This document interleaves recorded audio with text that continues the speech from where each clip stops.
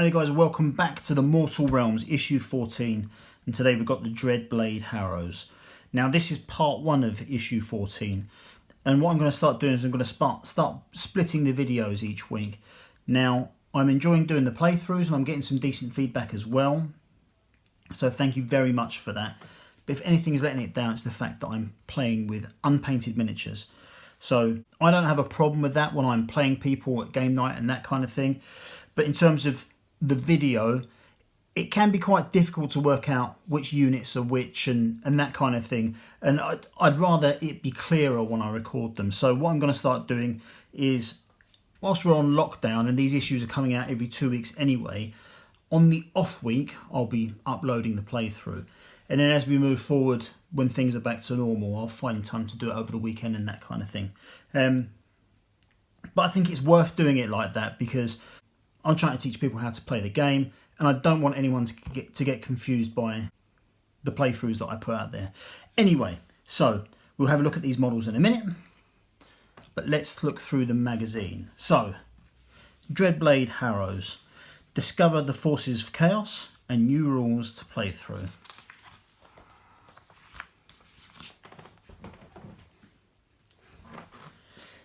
In this issue, 2 horrifying Dreadblade Harrows arrive with this issue.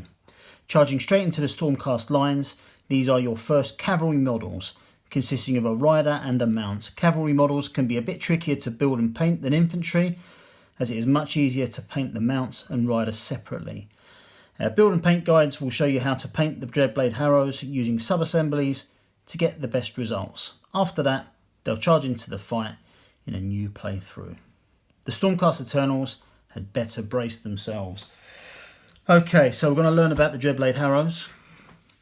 We're going to move into Forces of Chaos Part 1, learn about the warriors, both mortal and demon, that serve the dark gods of chaos in their endless pursuit of power.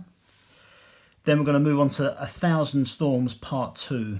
The latest entry in this epic timeline continues to explore the history of the Stormcast Eternals and their quest for vengeance. Then we've got Battles Number 8, Curse of the Hunter.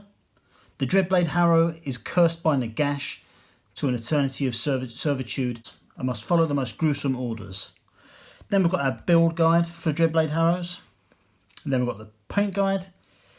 And then we've got playthrough issue number 14. The actual playthrough will be next week, but I will go through the actual mission itself today. In this playthrough, we show how shooting units can split their attacks against many foes, and give rules for fighting with multiple melee weapons. Okay, so Dreadblade Harrows. Dreadblade Harrows act as officers in the ranks of the Nighthaunts. They serve as bodyguards for higher ranking Geists, or as lieutenants to shepherd the lesser spirits who make up the bulk of each ghostly Nighthaunt procession. They're offers that serve directly under the Knights of Shrouds. Each Knight of Shrouds is the ghost of a military commander who betrayed their people and pledged an oath to Nagash. In life, each Dreadblade Harrow watched its leader's betrayal, neither helping nor hindering. Their failure to stop this betrayal has been rewarded with a curse in death, for now they are forced to serve with their treacherous lord for all eternity. Okay, then we learn about our 2 different guys. So we've got Malachi Quayle and Kryptos Shan. And then we learn about the Knights of Shrouds themselves. The Knights of Shrouds are former generals and war leaders who betrayed their own armies and threw their lot in with Nagash, rather than be slain by the endless armies of dead. They still feel great guilt at the betrayal of their own kin, and they seek the distraction of battle in order to forget their treacherous past. They are often joined on the field of battle by Dreadblade Harrows, the lieutenants who stood by and watched as their commander turned their back on the living. Even as undead terrors, the Knights of Shroud are expert commanders who can marshal the forces of the dead. Their grim voices echo across the battlefield, directing the fury of their ghostly minions to the areas where it will have most effect. Okay, then we move on to Forces of Chaos. The sky turns blood red and gloomy black. Foul winds bring in the stench of corruption.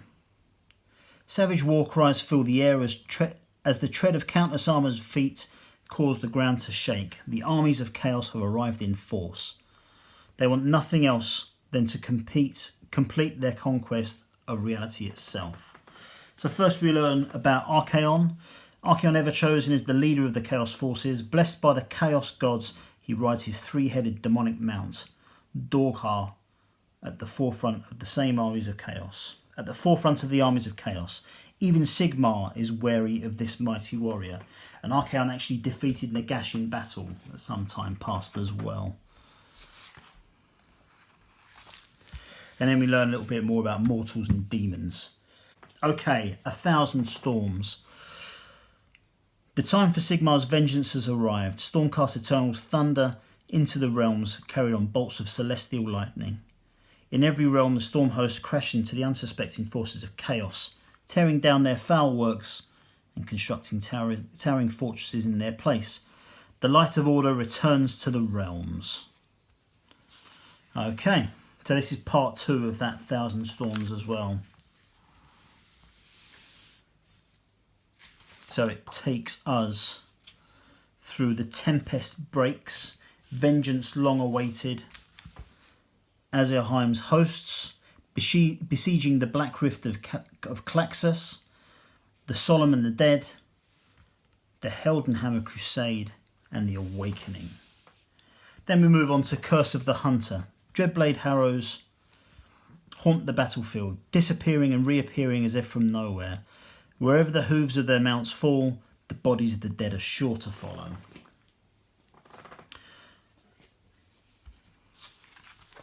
So this is a continuation of our story that started way back, I think in issue 1. The humans fled in their scores, struggling through mud, brush and briar. Their eyes were wide with terror as they plunged headlong into the darkness. For in their wake galloped spectral hunters, dread blades raised for the kill.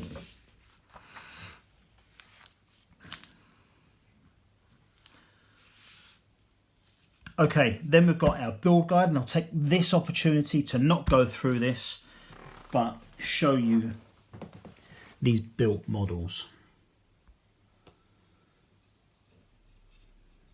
And very cool they are as well. Nice textured base there. Well, it's not textured, it's got full detail on it. But I like that one, but not as much as I like this one. I prefer this model between the two. Not least because it's connected with 2 feet to the base to make it more sturdy.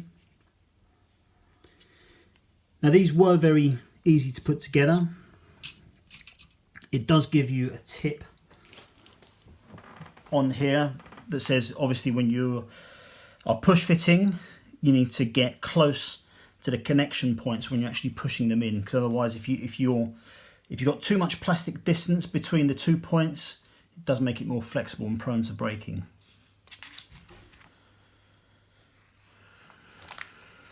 But it's pretty straightforward. It did mention at the intro that they were slightly more difficult to put together, but that is not the case. These are an 8-part kit for 2 models, easy peasy. Okay, then we've got our paint guide, and what we've got this week is pretty straightforward. So basing the whole model in Corex white. Then we are painting most of the model again with our Nylak oxide, dry brushing with Corex white. Then we are painting their capes with the Cantor blue, and then adding a small amount of detail with the Khorne red. Which brings us to this. Okay, and then we've got the mission, the Ghost Riders. The Nighthaunt have been turned back from the cemetery gates, but they are far from defeated. A more powerful foe has arrived to turn the tide. A more powerful foe has arrived to turn the tide of battle, appearing as if out of thin air a pair of spectral riders in ragged cloaks charged toward the Stormcast Eternals. So we have got a mission with our 2 Dreadblade Harrows, and they are up against our 5 Castigators and our single Gryph-hound. And what we learn about in this mission is obviously the Dreadblade Harrows have got their own stats. So they actually have two different attacks. They're Dreadblades, which is the swords they carry, which attack with 3 dice each. But they also attack with Ghostly Hooves and Teeth, which is another 2 dice attack. And they get to do both. They don't have to pick and choose. They get to do both attacks. They have... Their abilities are Dreadblade. Add 1 to the damage characteristic of this model's Dreadblade if it made a charge move in the same turn. So if it charges, then attacks, you add 1 to the damage, because both different attacks do 1 damage each, but obviously the Dreadblade increases to 2 if you charged in that turn. They've got Ethereal, ignore Rend when making saving rolls for this unit, of course, and they also have the Fly keyword as well. They're also a hero, so that's cool. Our Castigators, again, so they've got different options as well. So melee weapons have got heavy stock, which is 2 dice doing 1 damage. And obviously their missile weapons, the Thunderhead Greatbow, which is a 1 dice attack as well. And don't forget they also have their Burst of Celestial Energy, which we learned last week. Missile hit rolls of 6 scored D3 hits. And then we've got our Gryph-hound. So don't forget our Gryph-hound has got quite a good move, which is 9 inches. Actually not as good as Dreadblade Harrows, who of course are a cavalry unit. They move 12. And their melee weapon is Beacon Claws, which they use 2 dice doing 1 damage. Now they have a really good ability as well, darting attacks. Each time this unit attacks, it can make a 6-inch retreat move after all of its attacks have been resolved. So that means that if they're in combat, if we had a Gryph-hound in combat here, he could do his attack and then immediately move 6 inches away, which means that our Dreadblade Harrow wouldn't be able to hit back on that turn. So that's interesting. So that's the main thing that changes in this issue, is that we get to use more than 1 attack for each model. Particularly the Dreadblade Harrows. So in the fight phase, they make 2 separate attacks, which is good. And then we'll play that out. I wonder if they upgrade any of the other stats. No, they don't upgrade any more of the War Scrolls for any other units, but no doubt we'll get some more of them again soon. Okay, so that's that. So what we've got next week, we get the second part and final part of our Sigmarite Mausoleum. And then the following week we get reinforcements, more Sequitors, another 3 Sequitors, and another 2 Castigators. So that really brings those numbers up and bulks things out a bit. So that's great. All in all, a really, really cool issue. I like the Dreadblade Harrows, I really do. And I think this mission is a good place to start with them as well, especially when they're up against a mixture of ranged combat and melee combat enemies. So the very next thing you will see from me is an update of all of the content we've had so far. Just a quick run through of where we are from issues 1 to 14. Now that will come out certainly by the weekend, but probably Thursday or Friday. But there you go. That is it for now. I'll be back to you soon with the update on issues 1 to 14, and I'll be back to you next week with the playthrough with some painted miniatures. And once again, please let me know if you do want me to do some paint guides based off of what we've got in the magazine. I'm very happy to do it. I just want to make sure people want me to do it. But thanks very much for watching, guys. I'll catch you later.